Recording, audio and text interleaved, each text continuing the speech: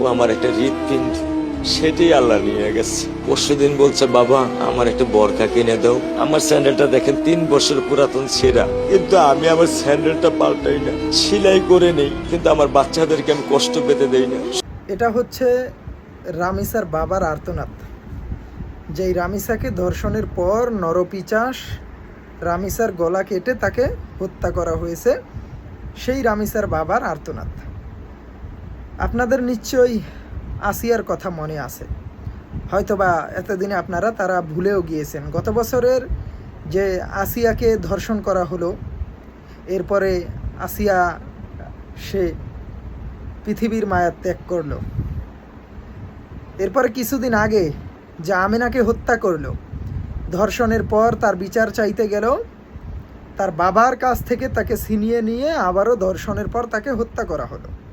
আমেনার কথা মনে আছে নিশ্চয়ই, কুমিল্লার। দেখেন, এই যে বাংলাদেশে ধর্ষণ এরপরে হত্যা, এগুলো বাংলাদেশে নিত্যদিনের ঘটনায় পরিণত হয়েছে। শুধু আপনি আমি জানতে পারি, যেটা ভাইরাল হয়, যেটা মিডিয়াতে আসে, সেটাই আপনারা জানতে পারি। কিন্তু এই রকম ঘটনাগুলো বাংলাদেশে প্রতিদিন ঘটতেছে। আপনি হয়তো খোঁজ নিলে জানতে পারবেন যে এই ধরনের ধর্ষণ, হত্যাকাণ্ড এগুলো বাংলাদেশে প্রতিনিয়ত হচ্ছে। আমি জাস্ট গত 3-4 দিনের একটা নমুনা আপনার সামনে দিচ্ছি। মিরপুরে 7 বছরের শিশু যে রামিসা, তাকে ধর্ষণের পর হত্যা করা হলো। এরপরে সিলেটে 4 বছরের শিশুকে ধর্ষণের পর হত্যা করা হয়েছে। 4 বছরের শিশুকে। ঠাকুরগাঁয়ে 4 বছরের শিশুকে ধর্ষণের পর হত্যা করা হয়েছে। মুন্সিগঞ্জে 10 বছরের শিশুকে ধর্ষণের পর হত্যা করা হয়েছে। জাস্ট এটা হচ্ছে 3-4 দিনের ঘটনা, যেটা মিডিয়া এবং বিভিন্ন পত্রিকাতে এসেছে। কিন্তু যেগুলো কোনো মিডিয়াতে বা কোনো পত্রিকাতে আসে না, সেই ঘটনাগুলো ধামাচাপা রয়ে গেছে। তো আপনি আমি শুধু সেগুলোই জানতে পারি যেগুলো হচ্ছে মিডিয়াতে আসে, যেই নিউজগুলো ভাইরাল হয়, সেগুলোই কেবল আমরা জানতে পারি। কিন্তু রামিসার মতো, রামিসার বাবার মতো এরকম প্রতিদিন হাজারো বাবার এরকম পরিণতি হচ্ছে, হাজারো আসিয়ার সাথে এরকম হচ্ছে, হাজারো আমিনার সাথে এরকম হচ্ছে, হাজারো রামিসার সাথে এরকম হচ্ছে। এটার মূল কারণ কি? কারণ আমাদের দেশে এই অপরাধের শাস্তি নাই, দৃষ্টান্তমূলক শাস্তি নেই। বাংলাদেশে ধর্ষণ 2 মাসের ভিতরে, এবং কি 2 সপ্তাহ, এমনকি 2 দিনের ভিতরে ধর্ষণ কমিয়ে আনা সম্ভব। হয়তো আমার কথা শুনে আমাকে পাগল মনে হইতে পারে। শুধু একটা বিচার হবে দৃষ্টান্তমূলক, একটা বিচার হবে শরিয়া ও কোরআনের আইন অনুযায়ী।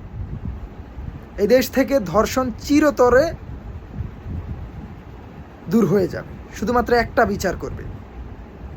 এই যে এখন যে রামিসাকে ধর্ষণ করছে না, এটার তো সব প্রমাণ আছে, এবং আসামিরা নিজেরা জবানবন্দি দিয়েছে। সো এর থেকে আর বড় প্রমাণের দরকার হয় না।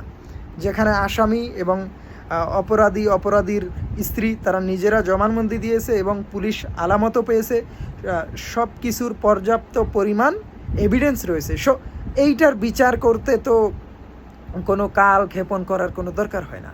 সো ইসলামী শরিয়া অনুযায়ী তার শাস্তি যা পাওয়া উচিত, তাকে আগামীকাল মিরপুর জাতীয় ন্যাশনাল স্টেডিয়ামে, বাংলাদেশের যে জাতীয় ক্রিকেট দলের যে মাঠ মিরপুর স্টেডিয়াম, সেখানে ওই অপরাধীকে এনে বাংলাদেশের যত মিডিয়া চ্যানেল আছে সবগুলোকে এনে লাইভে, সবগুলা লাইভ টিভি ব্রডকাস্ট অন করে, এবং ওই মাঠে যত পরিমাণ লোক ধারণ ক্ষমতা হয় তত পরিমাণ জনগণ ওই মাঠে ঢুকিয়ে সবার সামনে জনসমক্ষে ওর মাজা পর্যন্ত মাটিতে গেড়ে, এবং মাঠে যারা আছে অথবা নির্দিষ্ট কেউ ওকে পাথর মেরে ওর এই শাস্তি কায়েম করা হবে।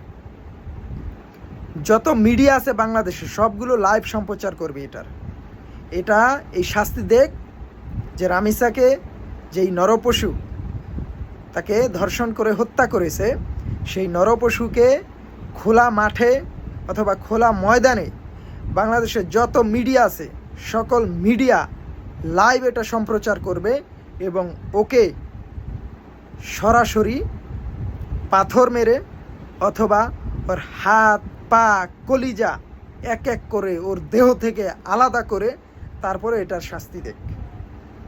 এইরকম 2টা বিচার করুক, লাইভ সম্প্রচার হবে ধর্ষণের 2টা বিচার। বাংলাদেশ থেকে ধর্ষণ 2 মাসের ভিতরে কমে যাবে, সর্বোচ্চ 2 মাসের ভিতরে। যা হচ্ছে এখন তার 90% কমে যাবে।